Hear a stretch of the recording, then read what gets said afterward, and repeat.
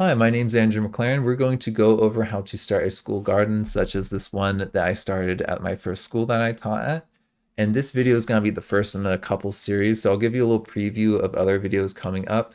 Then we're going to show you pictures of that school garden and talk a little bit more in detail about this process of getting this garden started at the school that you're at, talking about community partners, funding, and the general garden team plan and some resources that I really like for getting that started. So I have a couple related videos that I'm planning on putting out relating to a worm compost bin. I really like this experiment, and the idea of doing rigorous science in a garden is very important to me. You'll see a little bit more of that coming out soon. But there's this one thing that I had students do where we are asking, like, does thinning radishes give us more food? And the results were really interesting. I'll give you a little preview of that in this video. And then I also want to show you how to get grants with the garden design competitions. So I got like $2,000 awarded to me. I think it was from Whole Foods. It's like the Whole Kids grant. And that was given to me to have students use technology to design additions to the garden space, thinking about how it was going to be used for science and other classes. It was really, really cool. I really like that. I'm really excited to get that video out soon. And then also, I want to help people with this behavior management thing in outdoor spaces because I know this is the main reason people don't take classes out is they're very worried that kids will misbehave as soon as you take them out of the classroom, which is not incorrect. But if you have things set up correctly, you can set up systems that really help with this behavior management, just like you would in a classroom. But you can't expect students to walk into a new space and just know what to do. You have to train them a little bit. To give you a little preview, I really liked this to thin experiment. I did with the students. I just wanted to give you a little preview of some data that some groups got where we were looking at thinning versus non-thinning of these radishes. They saw the heights were the same, but if you were to actually look at how far apart these things were, they were getting pretty crowded and pretty near, and so you can kind of see the distance there in their visuals as well as data. So there's some quantitative and qualitative reporting of data there. And then there was another group that thinned, or with the thinned ones, they measured the total weight and did that for thinned and not thinned and compared that. So that was kind of interesting. And then they did like a couple written observations as well about the different days. And I really like this picture. It's pretty clear that you can see like when we thinned, they were visibly larger. And so there's different ways that you can have students displaying data.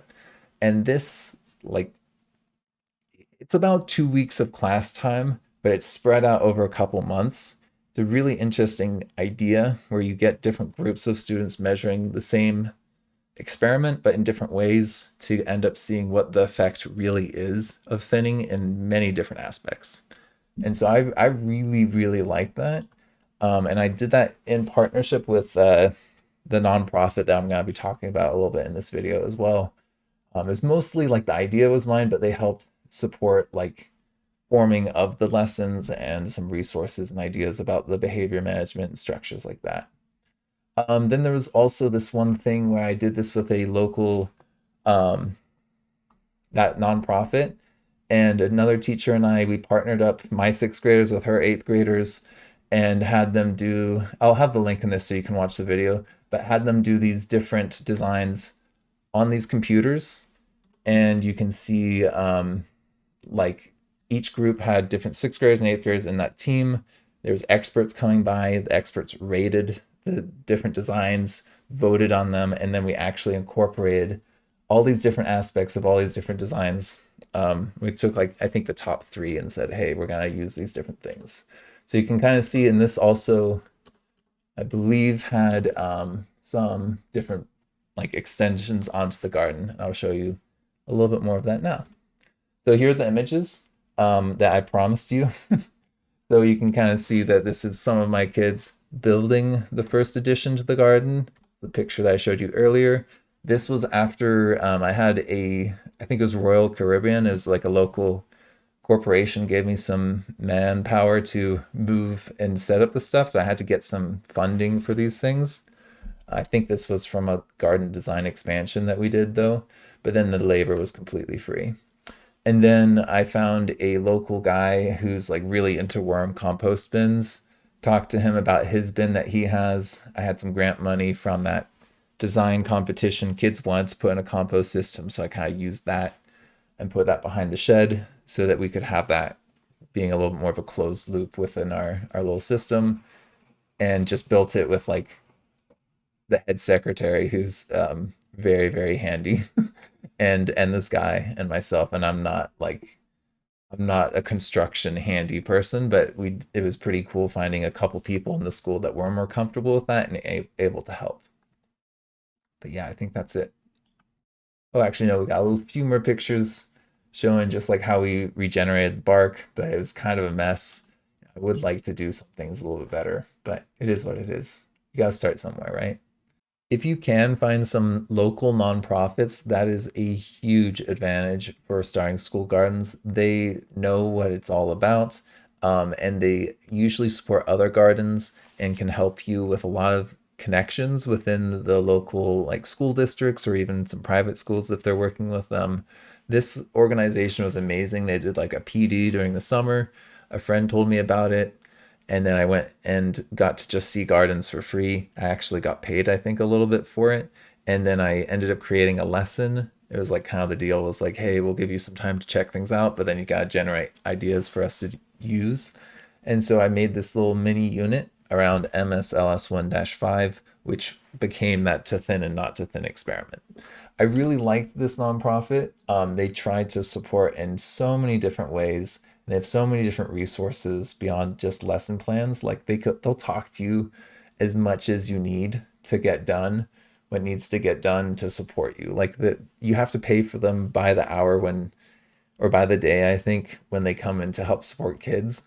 But they would work with me and they like helped me meet with my principal. So when I wanted to talk to my principal about starting the school garden, one of them came with their packet that they had for starting gardens. It was incredible. Like they really when you get people who are organized around doing stuff like this, and if it's a nonprofit already set up, they have resources to help you start gardens. So reach out to them, try and, or maybe not them in particular, but your local nonprofit focused around gardening and getting people outdoors. They usually can help. You might need to get some funding, but they might be able to help you find some funding. So then there was like the standard, and I kind of went a little bit above and beyond constructing an explanation. We did like a whole series of experiments around here, but it is kind of related, and it was really interesting how this to thin or not to thin idea works really nicely with this one standard. And it was just an idea that kind of came up from talking to students about the needing to thin versus not thin of plants, and like why we thin some plants and other ones we just throw them on the ground and it's fine. So it was a really interesting kind of idea that came about from the garden, which turned into a whole cool series of lessons. So in addition to that, there's always parents that like have gardens themselves or community members who want to volunteer with the garden. Now, it's kind of hard to get them to consistently commit to this because it's during the school day and that's hard for a lot of people. But if you send out emails, that I got a couple people who were interested in helping, and I was able to build up relations with those parents and family members who wanted to come out. And you can do like back to school night and other events where you're trying to like get people to be interested in the garden. I was just like working in the garden after school oftentimes, and people would just start talking to me. I think during the summer I was doing a little bit of work on it, and there was just a ton of people going by who were interested. But you don't want to leave like complete strangers with students, and you gotta make sure like supervision is like being taken care of properly so that you're covered, and you don't want to put yourself in a situation where you're liable, right? If there's other community gardens or school gardens, usually there's programs and like people running them. So reach out to within your district if you're part of a district or within your local area to find out if there's any nonprofits. I found that like high school and elementary have more garden programs than middle school, but they're very, very willing and able to help you if you're trying to do like a middle school garden like I was.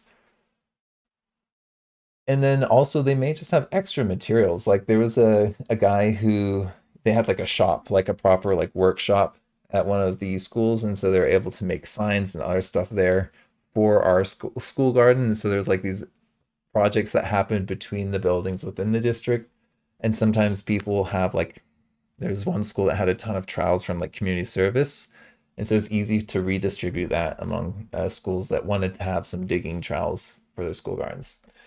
Um, Talk to principals, talk to teachers that are involved, or anyone who's been assigned it, because there's some schools that will have a special role that's like the garden coordinator. It might be a paid position or it might not be, but oftentimes they have someone in charge. And it gives you a ton of ideas if you go out and see all these other gardens as well. I really like that approach to this. And then also I can help you with starting a school garden. So please comment on this video or email me, either or. I can answer very short questions for free. But if you're wanting to consult, I can do like a longer consulting gig with you and we can talk a little bit more about that in detail. It could be video conferencing. That is a really easy thing for me to do. I am in Washington, so if you're like near Vancouver, Washington, I should be able to possibly do something in person, but digital is always more affordable. So a lot of people think that if they ask for a school garden, people will just give them money for that because it sounds nice or it sounds fun or good. But grant funding, you have to prove like why it's going to have a real impact. And I think that using technology is a great way to prepare students for the future, in addition to them getting more familiar with doing science in an authentic setting and the traditional idea of like, oh, kids will eat better if they're out in gardens more. So there's all these different elements, but you really want to focus not on just like feel good things, but like tangible, measurable goals. So if you can get students to design a garden and have that actually be a product that people can see, like the garden designs and the ratings and all that stuff, that's really great. And if you can show student work using technology, people love that. And you can use this also to do STEM out in the garden. So you can do actual experiments in there. You can talk about how people are planning on doing experiments and math in the garden, various measurements, right? You can incorporate this also to have like language arts and history incorporated. But for me personally, as a science teacher, this was my angle. And I found that worked really, really well for getting money. And so if you have these goals being smart, they have to be something that's measurable. The easiest way to do that is with a survey. So I've got a couple questions that I had planned for asking students, like after we'd been using the garden for a year or 2 years, to just kind of understand how they're feeling. And then those survey results could be given as evidence of the growth that they've made. There's a ton of different ways of doing this, but that's one of the ways that I found, which is fairly easy. Then here's some examples that I've actually used myself for getting some grant funding. A lot of people in like a city will be a part of something called a foundation, like an educational foundation. And so I used to live in Springfield, Oregon, and you can apply for grants there. It's a lot easier to get these local grants than like the big national grants. So I'd really encourage you to check out your local educational foundations and talk to them. Email these people because they may have a donor who really likes gardens and will just give you a ton of money because you're trying to start a school garden. So talk to the people in these foundations, build relations with them and the donors as well. And it's a really, really good way of getting just money when you need it to get started.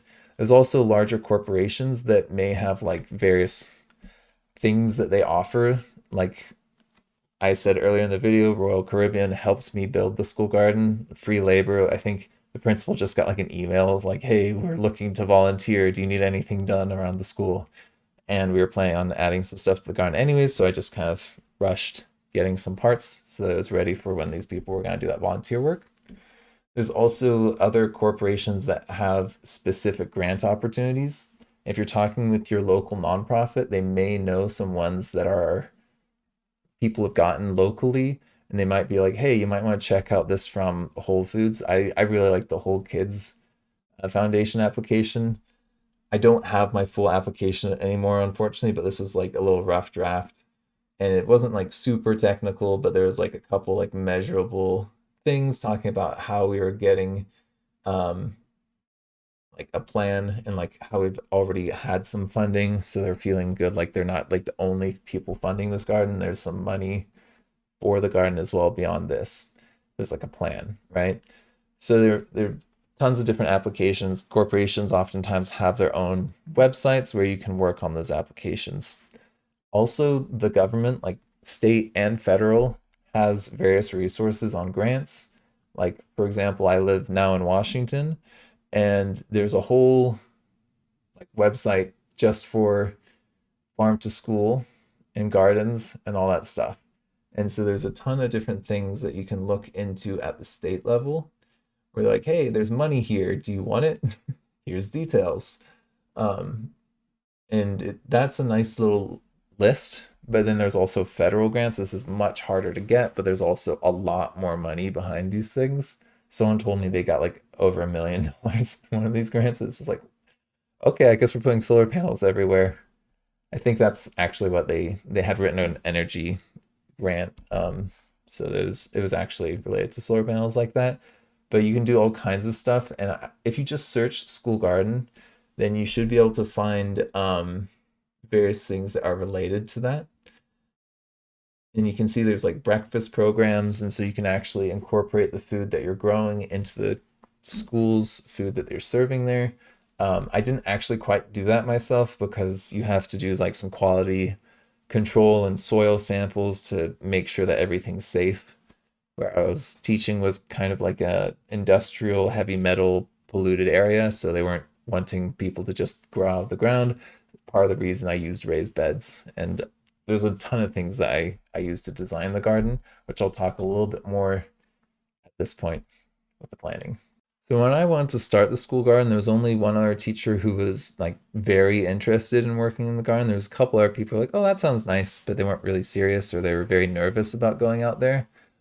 So effectively, they just didn't use the garden besides me and this one other teacher. But they were interested, and it was good to bring them in for the garden planning. And so it was good. We had like a little meeting trying to bring in all the teachers who were interested just to kind of feel it out and talk it out.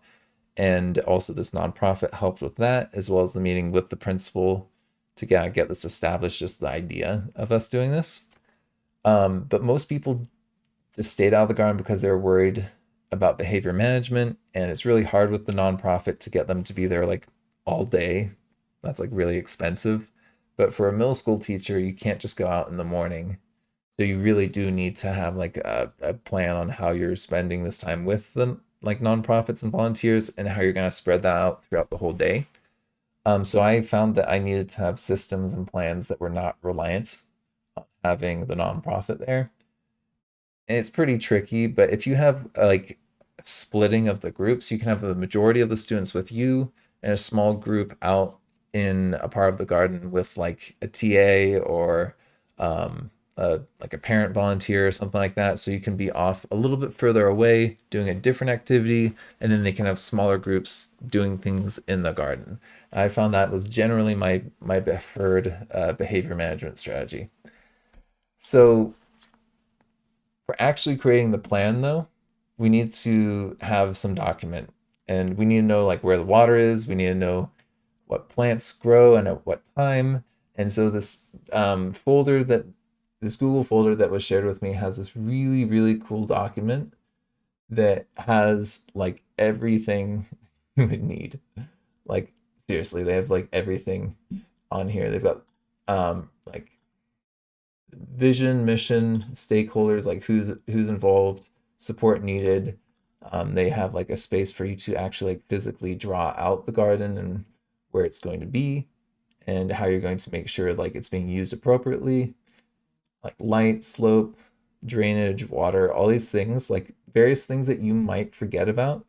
They're going to help you remember because they've done this with like dozens of schools trying to get them to have nice usable spaces. And it's just an amazing, amazing document in terms of helping you think through how you want to use it, potential issues with mowing. Like you don't want to make the construction workers mad, so you probably want to talk to them directly about your design elements that you want to add, and like water hookups, like we talked about getting drip systems in, and that was kind of a whole ordeal. It's kind of difficult, but maintenance was willing to talk to us about it. And so it's a cool process trying to do that, right? Like, when do you talk to maintenance as a teacher? Kind of a crossing of different worlds. And so they've got a ton of different examples of things here, um, and activities. It's just like an extensive document that has everything that you might need, uh, including like times of the year.